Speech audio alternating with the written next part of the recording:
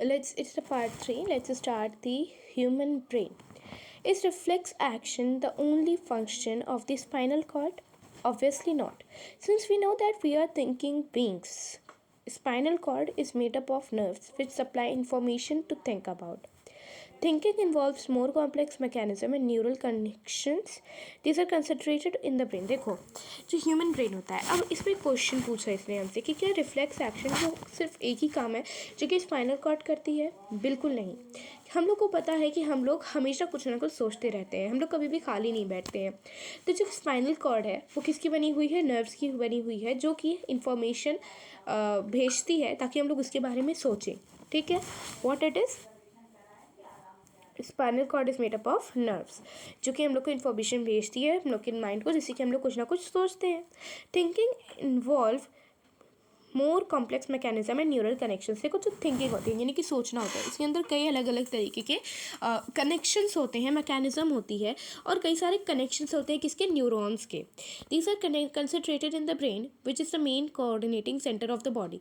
देखो, और यही सारे जितने भी नर्व्स मैसेजेस केमिकल इम्पल्सेस भेज रही है, ये सब को एक जगह पे इकट्ठा करके उसका कोई ना कोई सेंस बना के बताना, हम लोग को समझना वो कहाँ पे हो रहा है, हम लोग के ब्रेन में हो रहा है जो कि हम लोग का मेन कोऑर्डिनेटिंग सेंटर है किसका? बॉडी का। ठीक, the brain and spinal cord constitute the central nervous system. अब हम लोग ये पहले ही पढ़ लिया था कि जो ब्रेन और स्पाइनल कॉर्ड है वो क्या है? हम लोग के सेंट्रल नर्वस सिस्टम है। ये इन्फॉर्मेशन हम लोग की पूरी बॉडी से रिसीव करते हैं और फिर उसके बाद उसे इंटीग्रेट करते हैं यानी कि उसको प्रोसेस करते हैं। We also think about our actions. Writing, talking, moving a chair, clapping at the end of a program are examples of voluntary action which are based on deciding what to do next. देखो, अगर हम लोग अपने actions के बारे में सोचें कि हम लोग लिख रहे हैं, बोल रहे हैं, जैसे हम अभी बोल रहे हैं, ठीक है, किसी भी चेयर को मूव कर रहे हैं, क्लैपिंग कर रहे हैं, किसी कोई भी प्रोग्राम खत्म हो रहा है तो हम लोग तालियां बजा रहे हैं। ठीक है, ये सब हम लोग क्यों कर रहे हैं? ये वॉलेंटरी एक्शन है जो कि जिसको कि हम लोग कंट्रोल कर सकते हैं। हम चाहे तो बोलें, हम चाहे तो ना बोलें। ठीक है, तो जो मतलब वो किस पे डिसाइड होता है कि अब आगे क्या करना है, आगे क्या करना है, ये सोचते हैं तभी तो हम लोग कोई काम करते हैं कि अब क्या करें, अब क्या बोलना है, अब क्या सोचना है, लाइक दैट। ठीक है, so the brain also has to send messages to muscles. अब क्या करती है ब्रेन? अगर हम लोग को ताली बजानी है, हम लोग ने दिमाग में सोचा कि दिमाग से ताली बजाएंगे, बिल्कुल नहीं, हम लोग अपने हाथों से ताली बजाएंगे। तो हम लोग का जो ब्रेन होगा वो हम लोग की मसल्स को मैसेज भेजेगा, हाथों की मसल्स को, कि हाँ अब तुम्हें मूव करना है, ताली बजानी है। ठीक है, ये सेकंड वे है जिसमें कि जो नर्वस सिस्टम जो होता है वो मसल से कम्युनिकेट करता है। ठीक, फिर उसके बाद जो कम्युनिकेशन होती है सेंट्रल नर्वस सिस्टम की बॉडी के अदर अलग अलग पार्ट से, उसको कौन कंट्रोल करता है? पेरिफेरल नर्वस सिस्टम, जिसके अंदर क्रेनियल नर्व्स आती हैं जो कि ब्रेन से आ रही होती हैं, स्पाइनल नर्व्स होती हैं जो कि स्पाइनल कॉर्ड से हम लोग की आती हैं। ठीक है, ये जो कम्युनिकेशन हो रहा है किसके बीच में? सेंट्रल नर्वस सिस्टम और बॉडी के अलग अलग पार्ट के, वो कौन फैसिलिटेट करता है? पेरिफेरल नर्वस सिस्टम, जिसके अंदर क्या होती है? क्रेनियल नर्व्स होती हैं जो कि कहाँ से आ रही होती हैं? हम लोग की ब्रेन से, और स्पाइनल नर्व्स जो कि हम लोग के स्पाइनल कॉर्ड से अराइज हो रही होती हैं। ठीक, the brain thus allows us to think and take actions based on that thinking. तो फिर क्या होता है? ब्रेन हम लोग को एक्ट करने पे हेल्प करता है हम लोग के सोचने की बात। ठीक है, as you will expect, this is accomplished through a complex design with difficult parts of the brain responsible for integrating different inputs and outputs. और हम लोग इस चीज़ को काफ़ी अच्छे से समझ रहे हैं क्योंकि अगर इतना ज़्यादा काम हम लोग का ब्रेन और स्पाइनल कॉर्ड कर रहा है तो जो उसका फंक्शन होगा, उसका जो स्ट्रक्चर होगा वो काफ़ी ज़्यादा कॉम्प्लेक्स होगा जो कि है। ठीक है, और जो हम लोग के डिफरेंट पार्ट होंगे ब्रेन के वो रिस्पॉन्सिबल होंगे अलग अलग इनपुट और आउटपुट देने के लिए। जो ब्रेन होते हैं उनके पास 3 बेसिक पार्ट होते हैं। What is? Fore brain, hind brain, mid brain. ठीक है, fore brain, mid brain, hind brain. ठीक है, जो फोर ब्रेन होता है वो मेन थिंकिंग पार्ट होता है हम लोग के ब्रेन का। इसके पास रीजन्स होते हैं, इसके पास ऐसी चीज़ें होती हैं, ये क्या करती हैं? पूरे सेंसरी इम्पल्सेस जो होती हैं अलग अलग रिसेप्टर्स से अटेन करती हैं, लेती हैं। ठीक है, जो सेंसरी इम्पल्सेस यानी कि सेंसेस की जो बेसिकली चीज़ें होती हैं। ठीक है, हम लोग के जो फोर ब्रेन है उसके भी अलग अलग एरियाज होते हैं जो कि हम लोग के हियरिंग के लिए, स्मेल के लिए, देखने के लिए, इन सब चीज़ों के लिए रिस्पॉन्सिबल होती हैं। ठीक है। और जो कुछ पर्टिकुलर एरियाज़ भी होते हैं जो कि सारी इन्फॉर्मेशन को इंटरप्रेट करते हैं और एक क्या करते हैं, उनको एक साथ रख के इन्फॉर्मेशन जो कि रिसेप्टर से आ रही है उन सारी इन्फॉर्मेशन को एक साथ रखते हैं, और जो इन्फॉर्मेशन जो कि हम लोग के ब्रेन में पहले से स्टोर है उन सबको एक साथ स्टोर कर लेते हैं। यानी कि अब जैसे मतलब कुछ ऐसी इन्फॉर्मेशन होती है जो कि हम लोग के माइंड में हमेशा से फिट है, और कुछ ऐसी चीज़ होती है जैसे कि कोई चैप्टर हो गया हम लोग का, उसको हम लोग धीरे धीरे मेमोरी हम लोग की लूज़ होती रहती है। ठीक है, what is it, it is basically जो हम लोग की लूज़ होने वाली मेमोरी होती है वो हम लोग के फोर ब्रेन में प्रेजेंट होती है। ठीक है, फिर उसके बाद based on all this, a decision is made about how to respond, and the information is passed on the motor areas which control the movement of voluntary muscle, for example our leg muscle। देखो, अब इसमें क्या है कि यही सारी चीज़ों में एक डिसीजन बनता है जिसमें कि हम लोग को यह पता चलता है कि हम लोग कैसे रिस्पॉन्ड करें और किस तरीके से जो इन्फॉर्मेशन है वो मोटर एरियाज़ के पास पहुँचे, जो कि हम लोगों के वॉलेंटरी एक्शंस को क्या करती है, कंट्रोल करती है, वॉलेंटरी मसल्स को कंट्रोल करती है। However certain sensations are distinct from seeing और हियरिंग। लेकिन कुछ ऐसी भी सेंसेशंस होती हैं जो कि सुनने और बोलने के अलावा भी होती हैं, जैसे कि हम लोग को कैसे पता चलता है कि हम लोग ने क्या खा लिया, कितना खा लिया, और जो सेंसेशन होती है यानी कि जो फीलिंग आती है कि हाँ मेरा पेट भर गया है, ये किसकी वजह से है, ये एक सेंटर है, ये एक वजह है जो कि हंगर है, ये एक सेंसेशन है जिसका नाम हंगर है, जो कि एक सेपरेट पार्ट होता है किसका, फोर ब्रेन का। ठीक है, अब हम लोग एक ट्राइग्राम पढ़ते हैं, अब हम लोग को ये ट्राइग्राम से ज़्यादा अच्छे से समझ आएगा। ठीक है, अब हम लोग फोर ब्रेन और मिड ब्रेन और हाइंड ब्रेन के बारे में अलग अलग से पढ़ेंगे। ये जो आप इतना पार्ट देख रहे हो, ठीक है, इतना पार्ट, 1 सेकेंड, तो जो ये पार्ट आप लोग देख रहे हो, ठीक, ये वेल इससे अच्छा भी एक बना लेते हैं।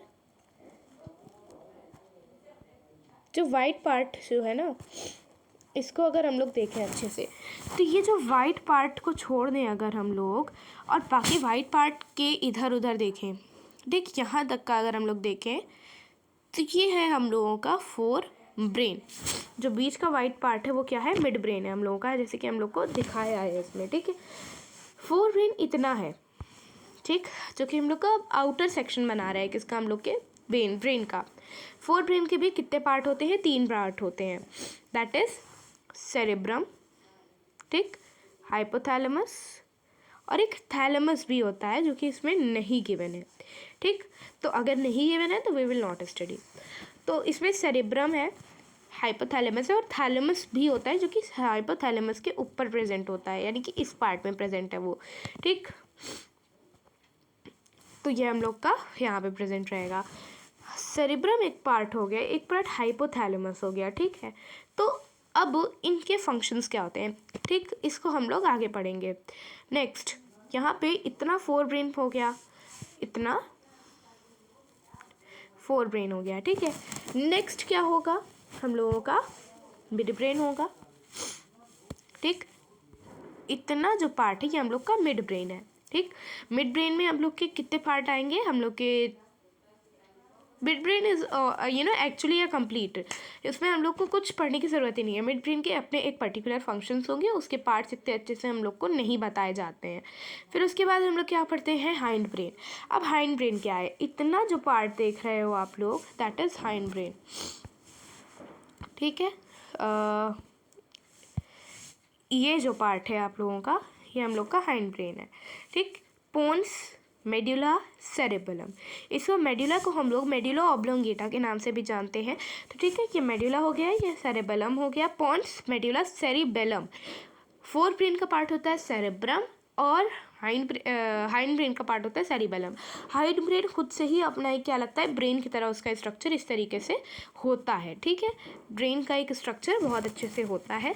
एंड इसके नीचे जस्ट हम लोग का जो ब्रेन होता है वो फिर किससे कनेक्ट हो जाता है, स्पाइनल कॉर्ड से, जो कि नीचे की तरफ चली जाती है। ऐसे इसमें रिंग लाइक स्ट्रक्चर्स होते हैं जैसे कि मैंने बनाए। ठीक, ओह नो, ठीक है, तो ये हो गया हम लोगों का कुछ पर्टिकुलर स्ट्रक्चर किसके, mid brain, fore brain and hind brain के। ठीक ठीक। फिर उसके बाद हम लोग क्या पढ़ेंगे, आगे के पार्ट पढ़ते हैं। आगे के पार्ट लगता है हम लोगों को नेक्स्ट पार्ट में पढ़ना चाहिए। चलिए अच्छा, इसको भी पढ़ ही लेते हैं। That is cranium. अभी हम लोग एक पार्ट भूल गए, दैट इज़ क्रेनियम। क्रेनियम क्या है? Cranium is the most important part of our brain, क्योंकि इसी ने हम लोगों के ब्रेन को प्रोटेक्ट करके रखा हुआ है। ठीक है, cranium is the most important part of the brain, जो कि हम लोग स्कल के नाम से जानते हैं। एंड अगर ये ना हो तो हम लोग का ब्रेन जो है वो मूव करे इधर उधर, ठीक है, which is very harmful. Study the label diagram of the human brain. We have seen that the different parts of have specific functions. Can we find out the function of each part? Let us look at the other use of the word reflex that we have talked about in the introduction. Our mouth waters when we see food we like without our meaning to. Our hearts beat without our thinking about it. In fact, we cannot control these actions easily by thinking about them, even if we wanted to. Do we have to think about or remember to breathe or digest food? So in between the simple reflex action like changes in the size of the pupil and the thought out actions such as moving a chair, here is another set of muscle movements over which we do not have any thinking control. देखो, जैसे हम लोग के पास कई सारे, हम लोग के पार्ट के कई सारे पार्ट हैं, ठीक है, हम लोग के ब्रेन के।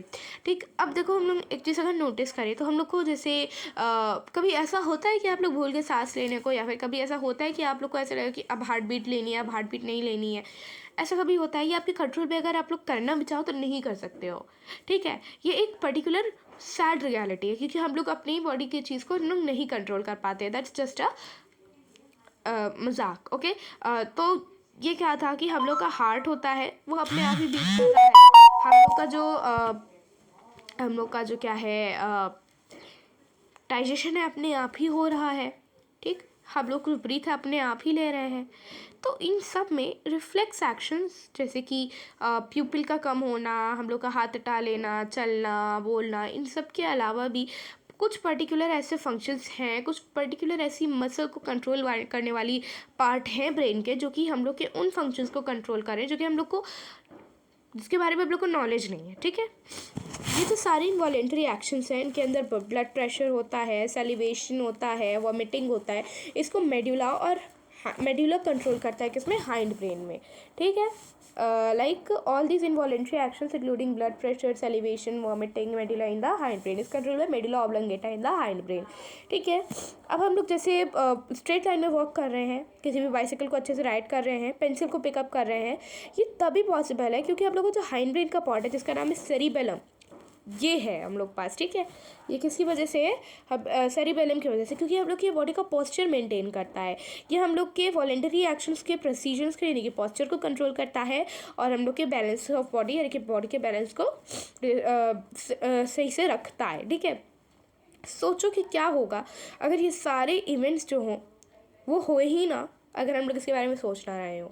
तो दिस इज़ द रीज़न कि ये क्या होते हैं, हम लोग के ब्रेन के साथ कंट्रोल किए जाते हैं। Now will meet in the next part.